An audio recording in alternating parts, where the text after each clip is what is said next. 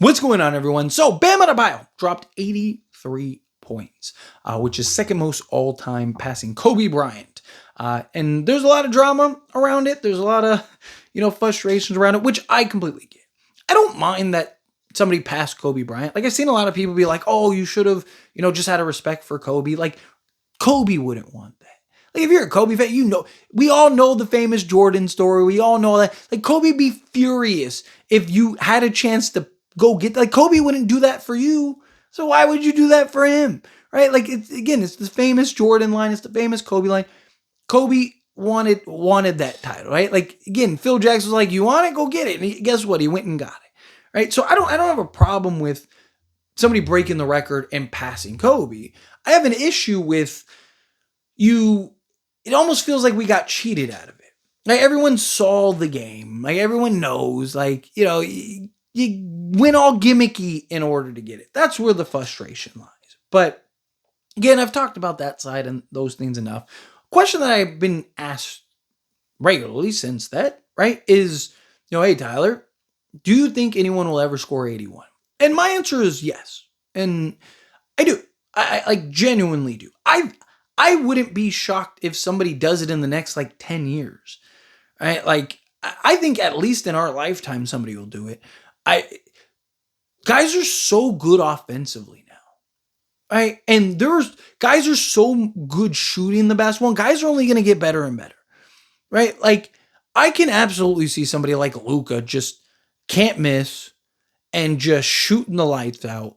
And you're going to have somebody that goes 24, 25 from three. Like Con Kneppel, I could see having a game where he just goes 25 of 27 from three.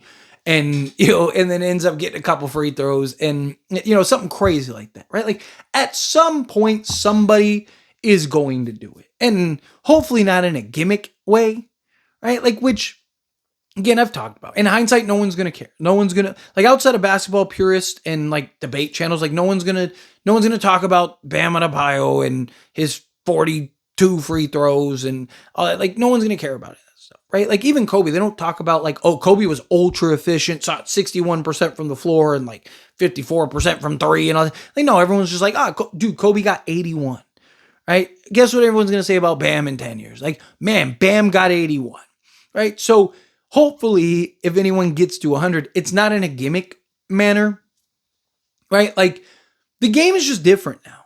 Right? The pace is faster, you're getting more field goal attempts up. Right? Offenses are defenses are not as good. Defense isn't as much of a focus. You see teams go and put up 150 points and stuff like that, regularly now, right? The top 5 to 10 NBA teams are putting up 119 to 125 a game, right? Again, it's just, the offense is such a high-powered engine now and is such a big focus and such a big element that there's going to be somebody at some point that is going to get hot and it's likely going to be, it's not going to be a role guy or anybody like that. It's going to be somebody that's high usage, that's on ball, that just gets hot, right? Somebody like a Luka that just, again, is able to take every shot, shooting the lights out, can't miss. And it also takes the team to buy in, too. Right? Like you saw with the Bam Adebayo thing, the team bought into it. Right? Everybody kind of bought into it, which is part of the frustration. It's everyone kind of trying to help Bam get that record. Right? But again, you would need that. Right? So, we'll use Luka as an example. Right? If Luka is going to go and drop 100, one, he has to be insanely hot, and he has to essentially get, 70, 75 through three quarters, right? And then a couple factors have to happen. One, your coach has to be willing to do that. One of the things that I talked about in the other videos is credit Eric Spoelstra, because Eric Spoelstra, we've seen coaches, Embiid and stuff like that. Some of these guys have 66 through three quarters or 70 through three quarters. And it's okay, well, thanks. Now you're just going to sit because we're up 30. So we're just going to sit you the rest of the game. Right? And so what ends up happening is like now you don't even have a shot at it. Like credit Eric Spoelstra that he actually gave Bam the opportunity to go get it. That he actually played Bam and allowed him to try to go get it. Because a lot of coaches, a lot of players, stuff like that don't do that. Right. So really what it would take is probably a couple factors. Right. One would be, again, your coach being willing to let you do that, or the game being close enough to where you have to still play, again, just sticking with the example of Luka, you'd still have to play Luka. It's like, yeah, you're up like 8 going in the third. Luka's got 75. And it's like, dude, or you need something where a guy is just insanely hot, like I said, has 75, 80 through 3/4. And like everyone kind of, whether it's consciously or subconsciously, everyone just goes, man, I really want to see him get it.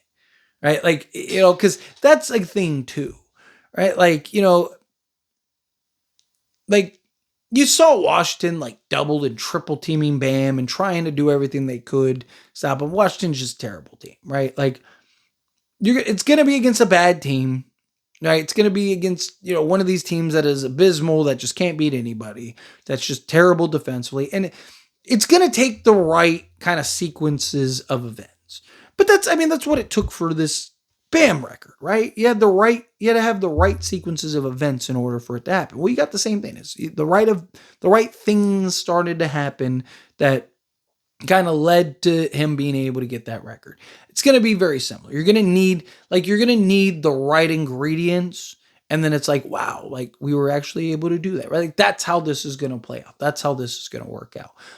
But like, again, I wholeheartedly, like with all my chest, believe that somebody is going to drop 101 points at some point. I genuinely do.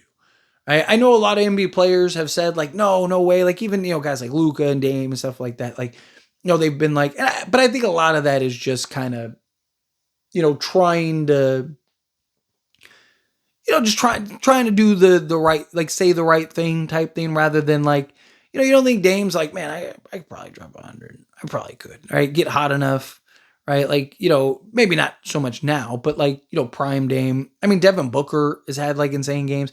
Like I said, it just really comes down to the team buying into it and then the coach buying into it and you being hot enough and being able to sustain that hotness. Like, I don't think it's something that'll be common, right? I don't think like, oh man, we're going to have like 15 guys. Like, who's going to be the first to score 200? I don't think it's going to be anything like that. But I definitely think at some point, somebody's going to end up getting 100, right? Like somebody's just going to get insanely hot and it's going to be the right circumstances and they're just going to go off. But anyways, as always, this is a discussion. I pass the question to you. Let me know your thoughts and opinions down in the comments. That being said, if you haven't liked this video, hit that like button. Helps me out. We enjoy these types of videos, and I truly appreciate it. Not subscribe channel, hit that subscribe button. Turn on the bell notifications. Appreciate y'all. See you in the next one. Thank you.